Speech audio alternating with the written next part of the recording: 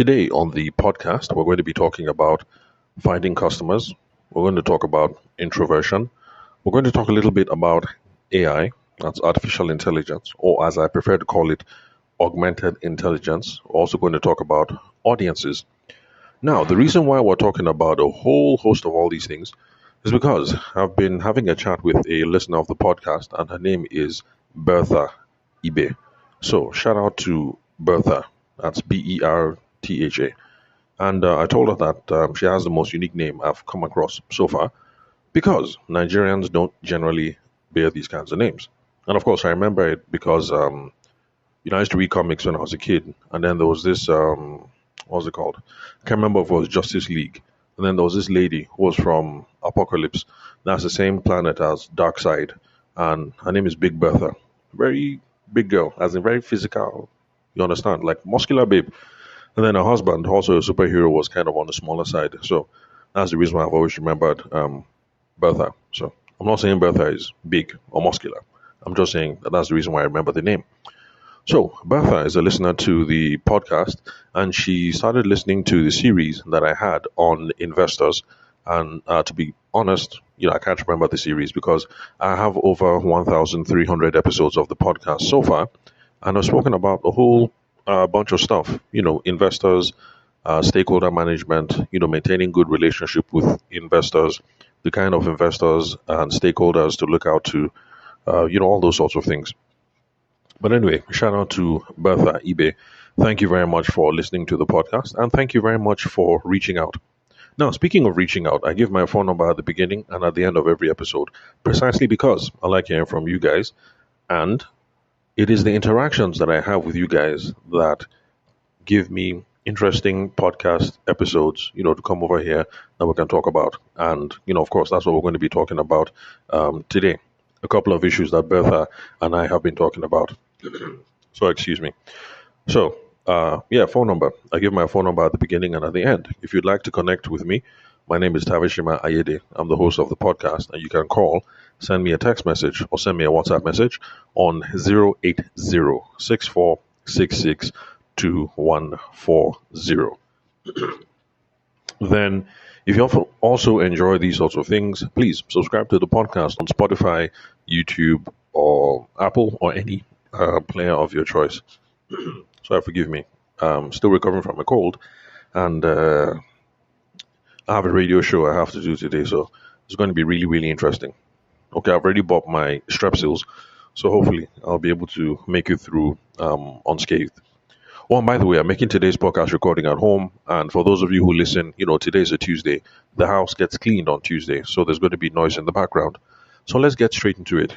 Customers, introversion, artificial intelligence, audiences. Why?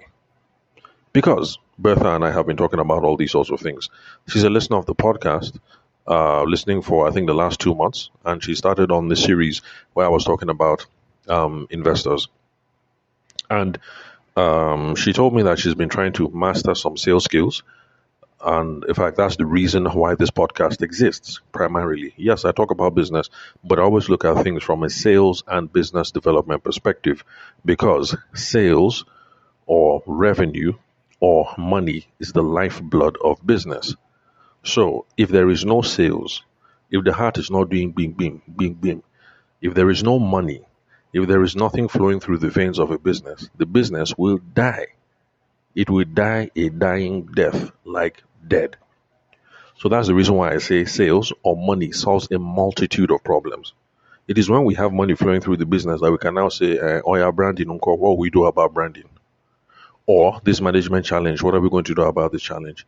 It's only when the money is moving. It is only when the heartbeat of the business, the sales department, they do bing, bing, bing, bing, that we can start worrying about stuff. So that's the focus of this podcast, basically. All of us, we should be trying to master sales.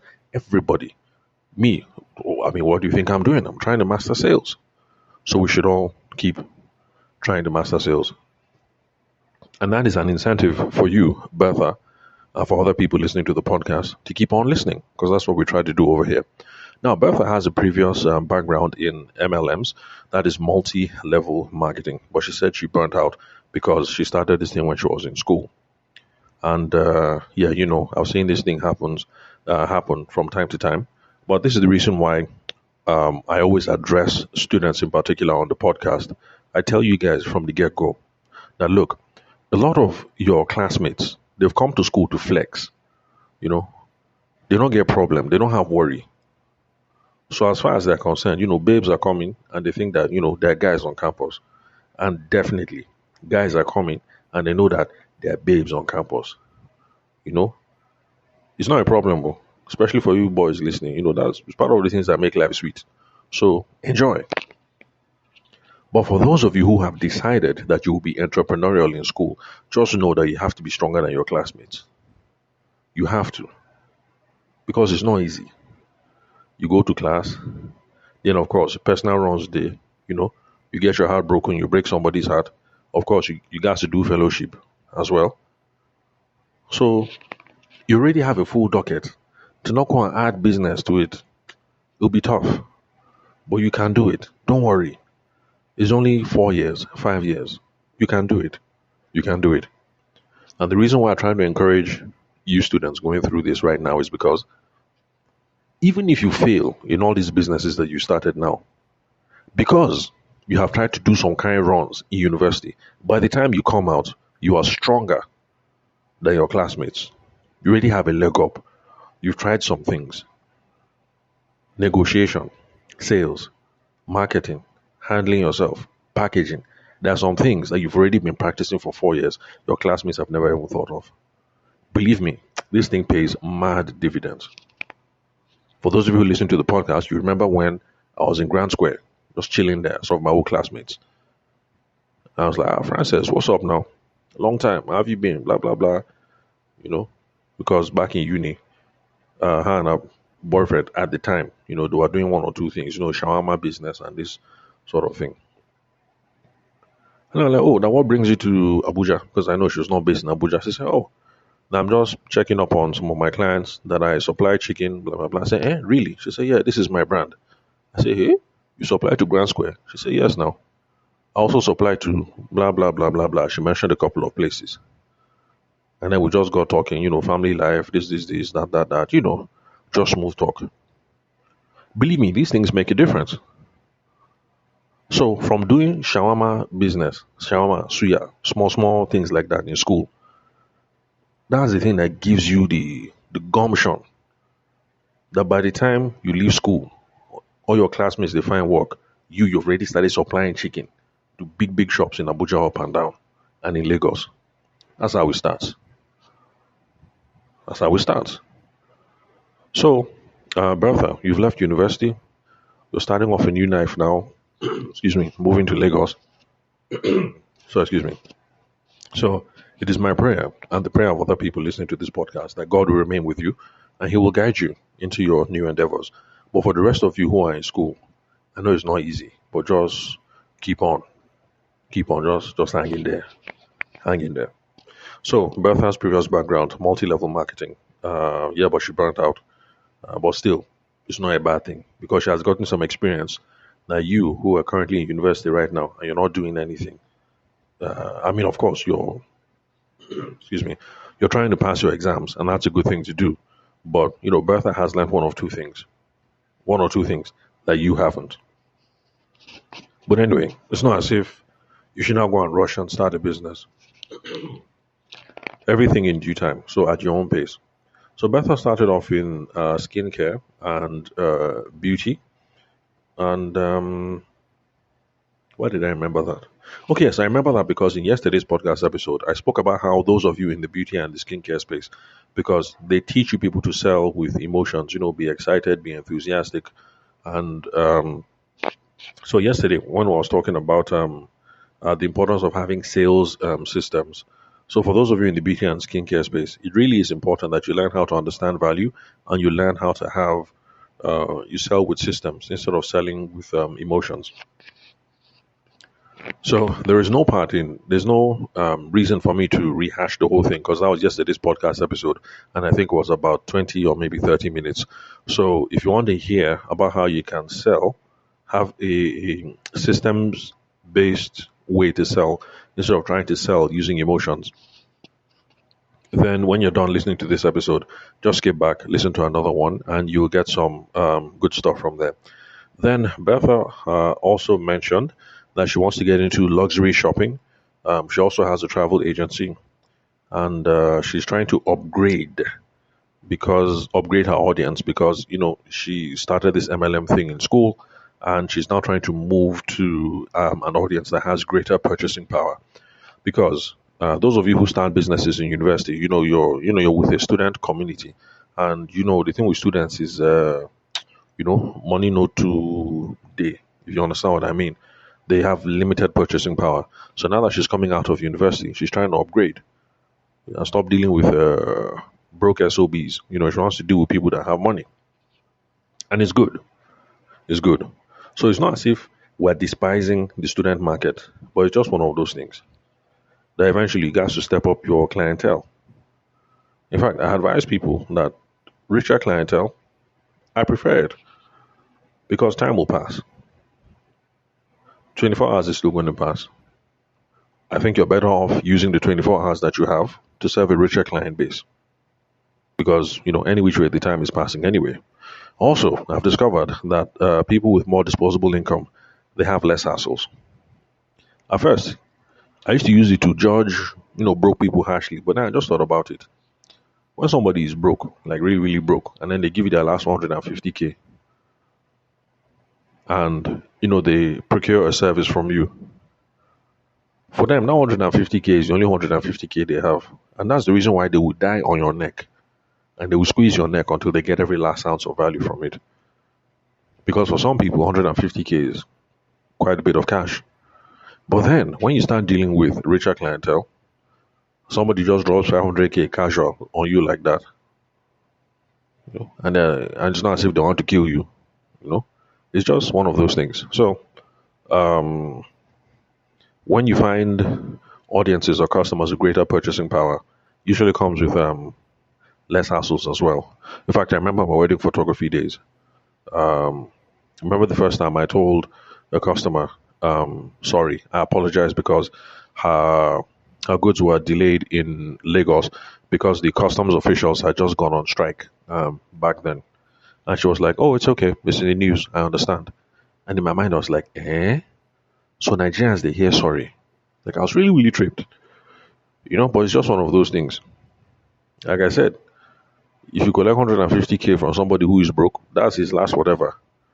And the person will shout at you and say, what do you mean that my goods are delayed in customs? You promised me this. You had better so. The person will shout, don't be angry. The guy is broke, that's why. But then for people that have money, she said, oh, that's okay. It's in the news. We know that this thing is happening. So, yeah. So, don't judge Bertha and don't judge me. If you can find richer clientele, people with greater purchasing power, it's worth it. If you can, it's worth the move. But the reason why I'm making today's podcast episode is this. If you've noticed now, with Bertha, we've spoken about a couple of things, have we? We've spoken about travel agency. Okay, she also mentioned that she's doing some real estate moves. Then we've spoken about multi-level marketing. And we've spoken about luxury shopping. There are some of you who reach out to me. You want some helpful advice about what to do next. But there are some of you that I can't help you because, to be honest, let's use this one as a case study.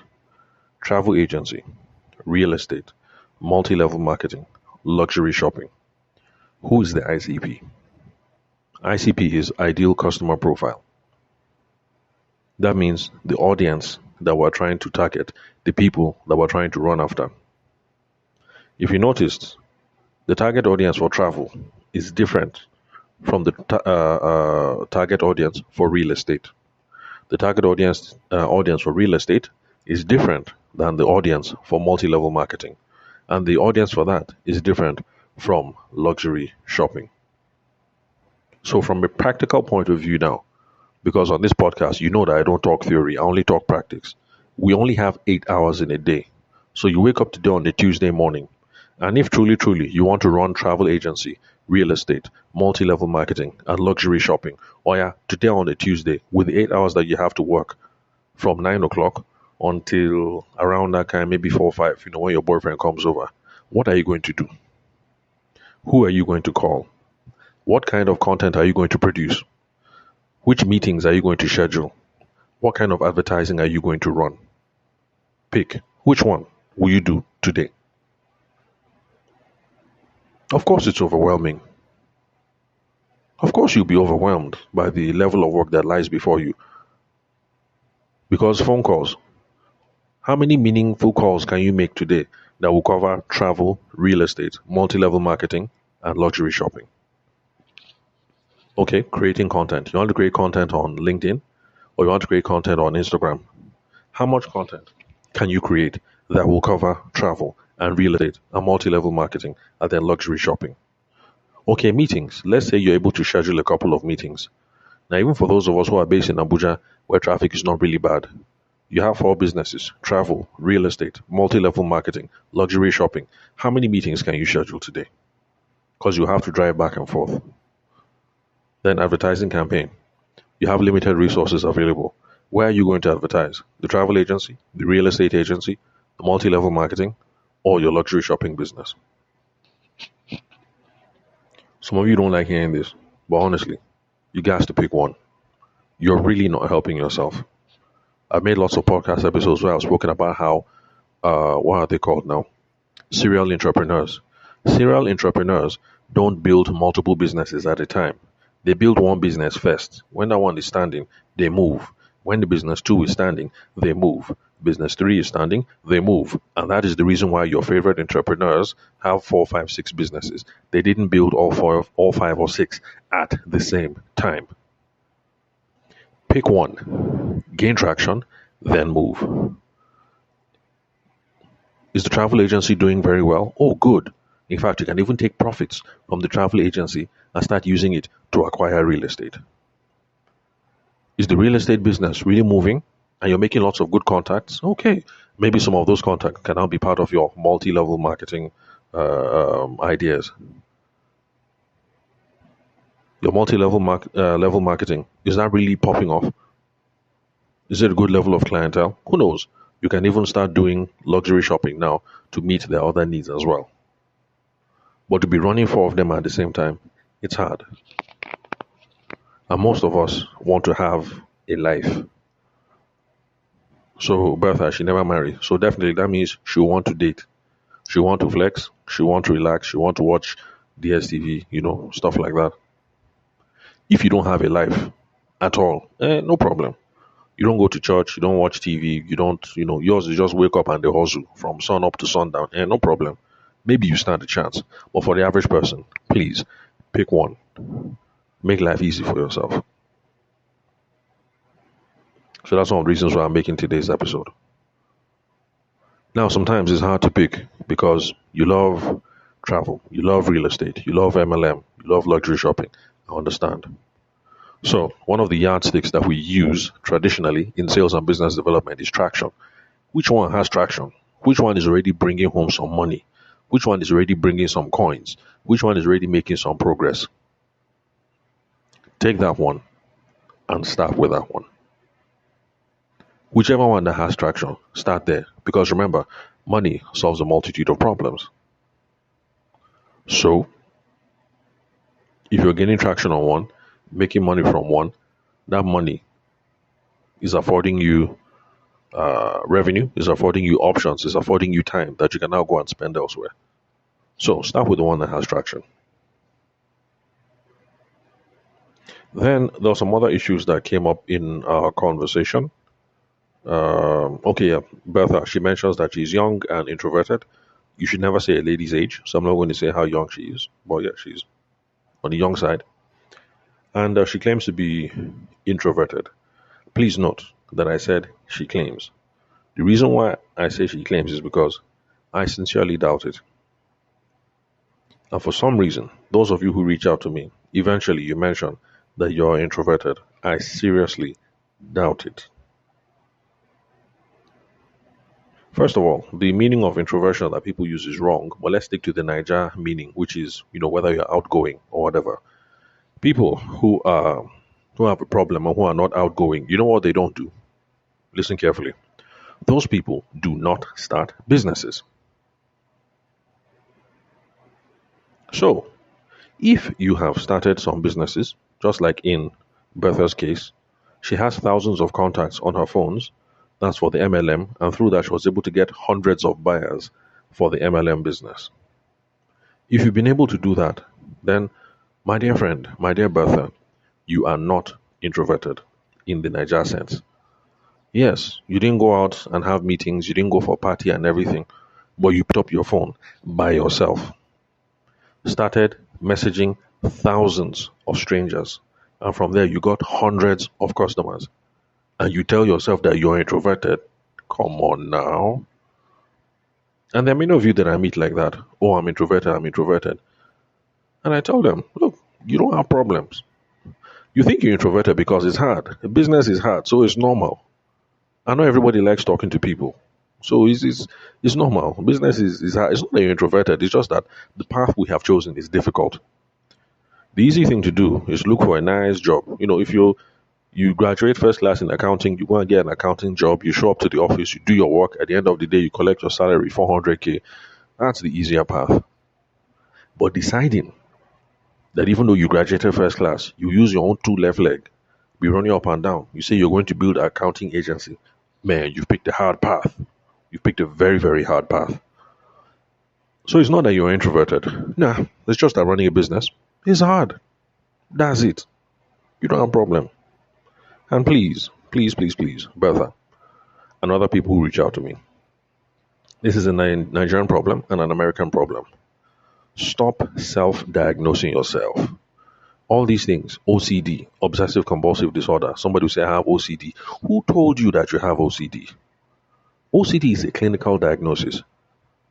There are doctors, be psychologists, be psychiatrists who will diagnose you. Stop diagnosing yourself. I'm dyslexic. Who told you? I have OCD. Who told you?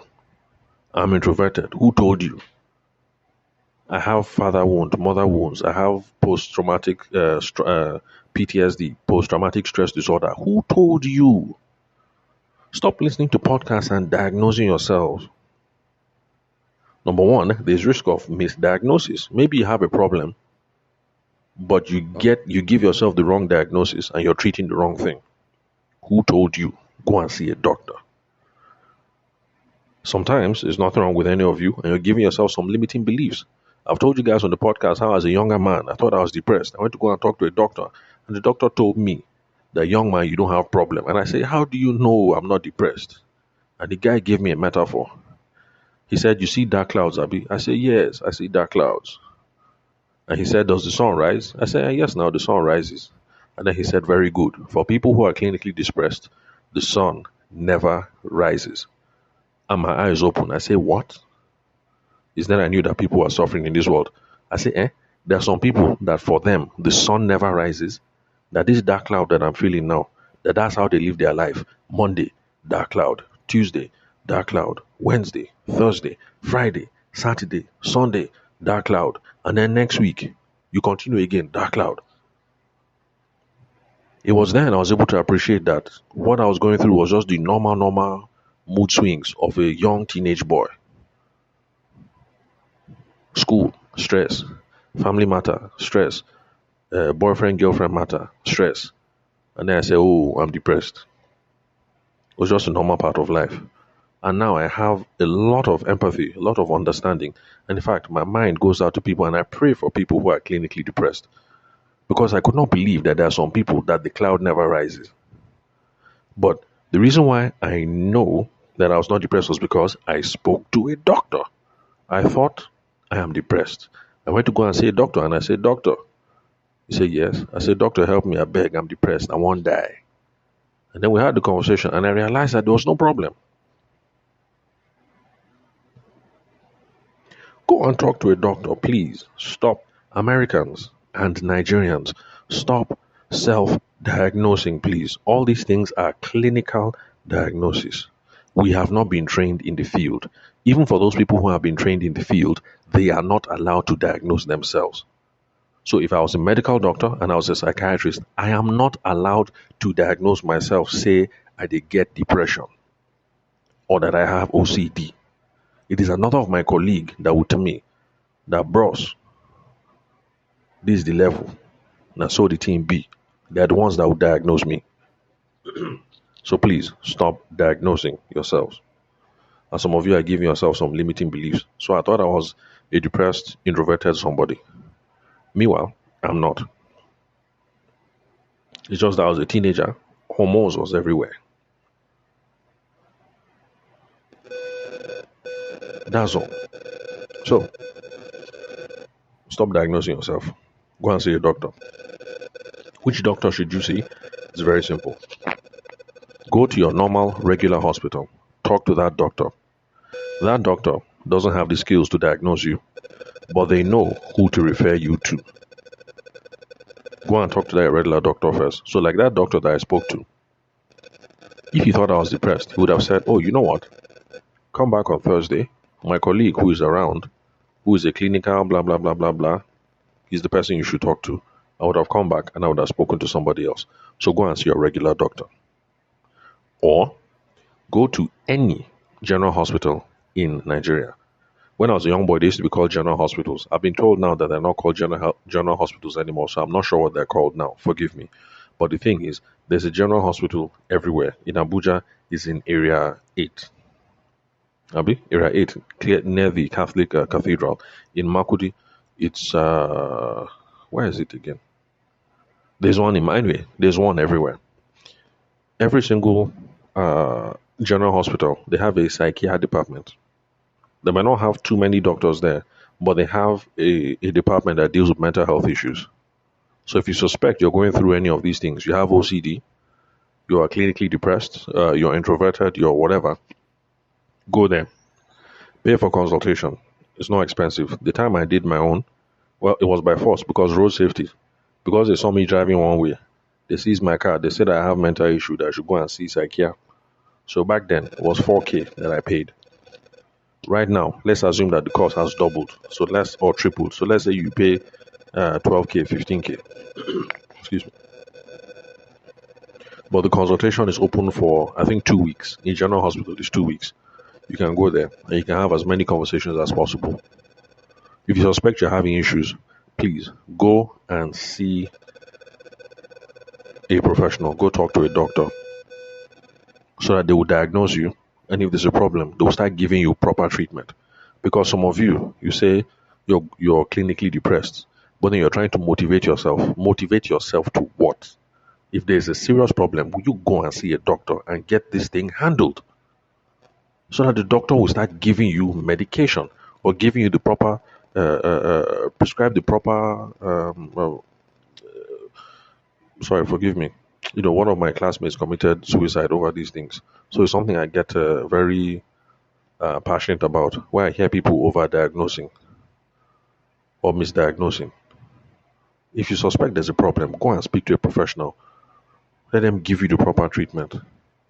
If you have OCD, don't assume that you can cure yourself. If you're introverted and it's a problem, don't assume you can cure yourself. If you have depression or you think you have depression and it's a problem, don't think you can cure yourself, please. It's not by listening to podcasts and doing positive self-talk. Go and talk to a professional, please. There are people who die over these things. I told you that one of my classmates drank sniper. We all thought he was okay. That's how one day we just heard that, the guy don't buy. So what thing happened? They say he drank sniper. Anyway, I'm just trying to let you guys know that doctors are available. All right? If you live far from a general hospital, then just try. Mental health and physical health, all join. Just try. I beg. Go and get yourself checked out. Then, Bertha, we're also talking about how she's young. I just want you guys to know that youth is an advantage. It's an advantage. Some of you think it's a disadvantage. The fact that you're 18, 19, 24, 26, it's not a bad thing. Oh. I know some people will look at you like, what do you know? But look, turn it to your advantage. There's not anything you can do. If you're 19, you think it's a disadvantage. What are you going to do? Wait until you're 30 before you start? No, just start. It's an advantage. If somebody says you're too young, you say, yes, yes, I am. I'm young. Because I'm young, I have energy, I have enthusiasm. Because of that, I'll be able to run around and I'll be able to die on top of your matter. That's the reason why I deserve your business. All the other people that you're talking to, they are 40, 50 years old. They are old and they have other clients. They'll look at you as a small somebody.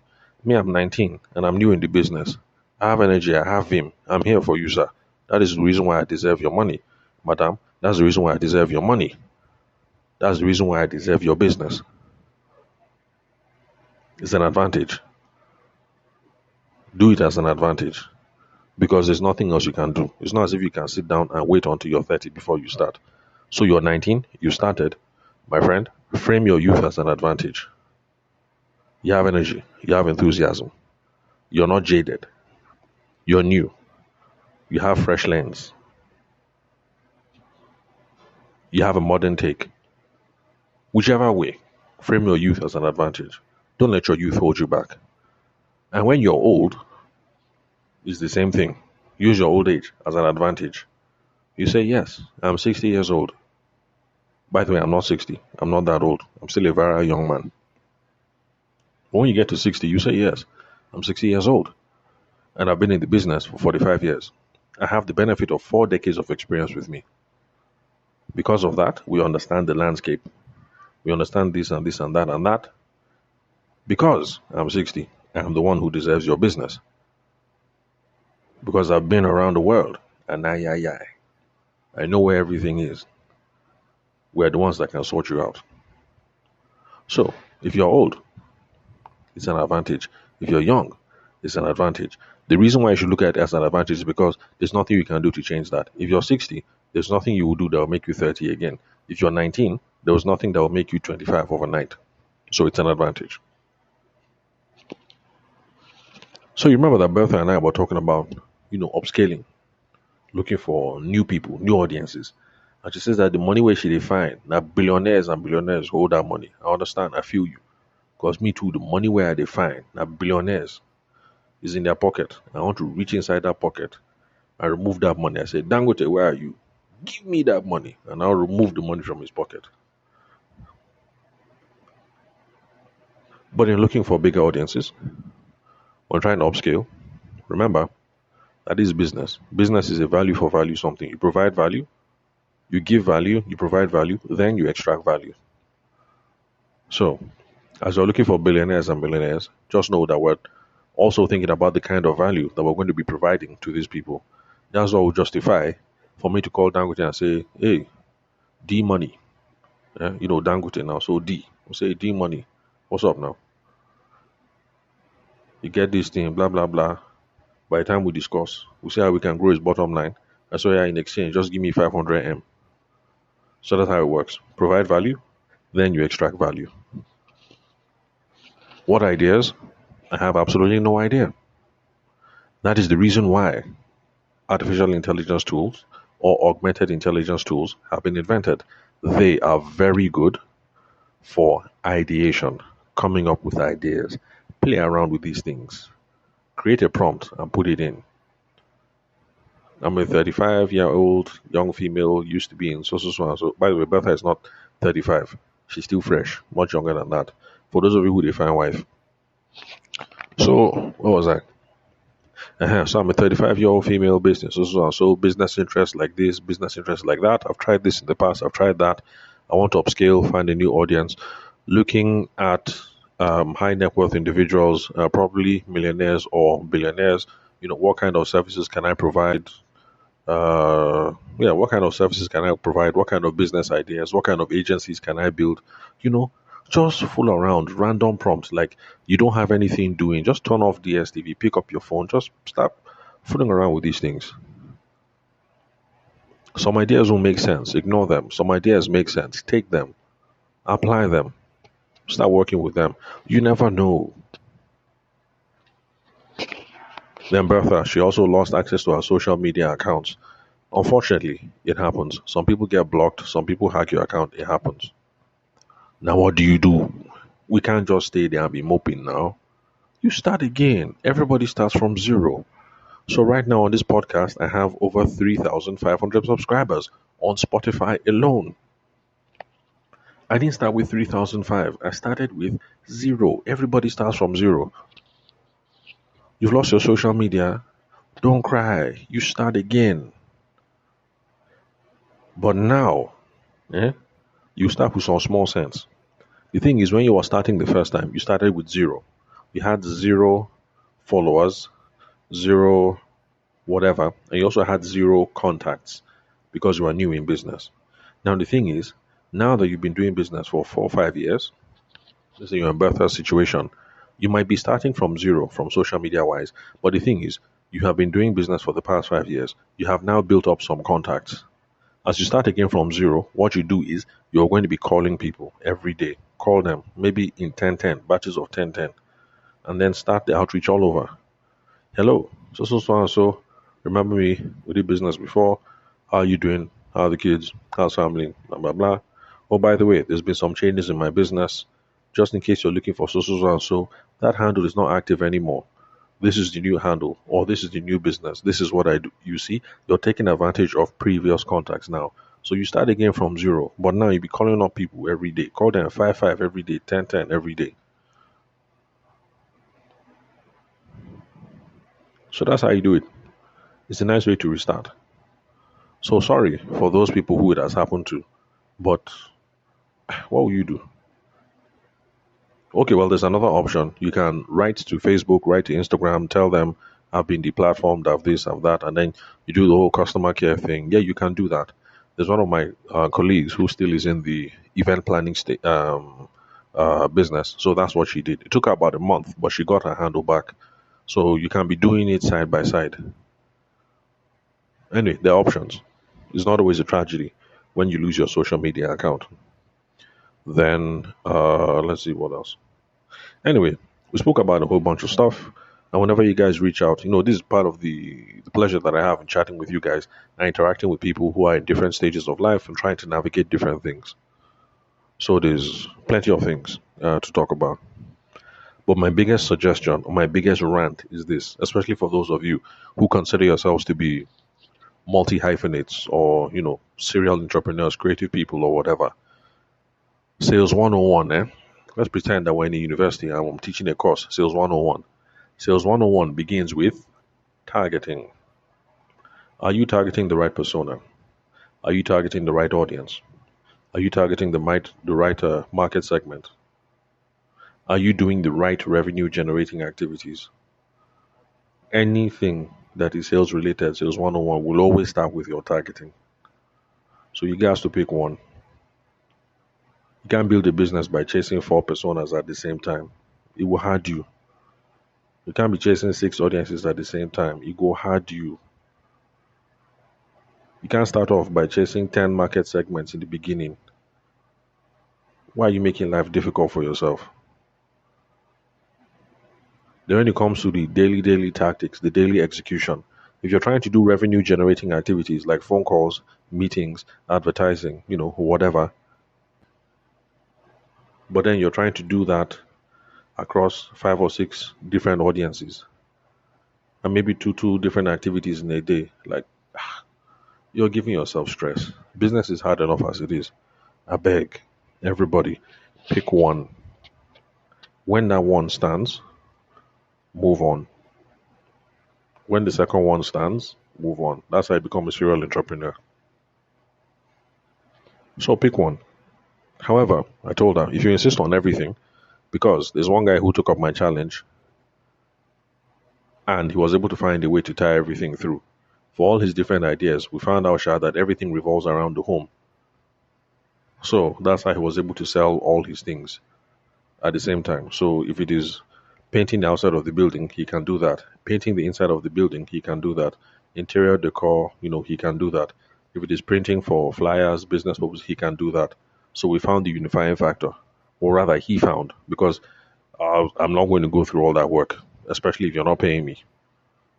And that's the reason why we have AI tools. So what you do, if you're in her own case, you also like real estate, skincare, travel agency, luxury shopping, and you're trying to reach out to clientele who are high net worth individuals, millionaires, billionaires, no problem. Prompt it in AI. You say, I'm a Nigerian boy, age 26, and I like the real estate business, skincare, I have a travel agency, and I do luxury shopping. Is there any audience overlap with these different products, with these different services, these different industries? Is there any audience overlap? And what kind of execution strategy would you recommend that can help me reach all these audiences at the same time? That's one prompt. Send it. I'll see what ChatGPT or Google Gemini or whatever has to say. Because to be honest, I'm not that smart. Although if you pay me, okay, I'll sit down. Let's say we can solve that problem. But honestly, I'm not that smart. And to be frank, I keep saying it today, ideas are cheap. Execution is what's going to make you thrive. And that's one reason why I share ideas freely. Because ideas are cheap. Ideas are free. It's not as if I don't give you the answer, it's not as if you can't find it using an AI tool. You can. Where execution, that is what people pay me for. So if you insist you must do all of them, I've given you the answer. Go and use AI tool. Run the search, see what it says, and then get in touch with me. So I can come and make a podcast episode and tell people that, oh, you know what, this is one angle that I didn't consider. Like that guy who I thought was doing too much. He found the unifying factor that everything is around the home and everything is around paint. But if you want to take the old school approach, which is the easier approach, just pick one and you should be all right. So that's it, and that's all for today. Thank you very much for lending me your ears. Remember, if you'd love to connect, you can call, send me a text message or a WhatsApp message on 080-6466-2140. So thank you very much for your time and attention. I'll catch you all some other time.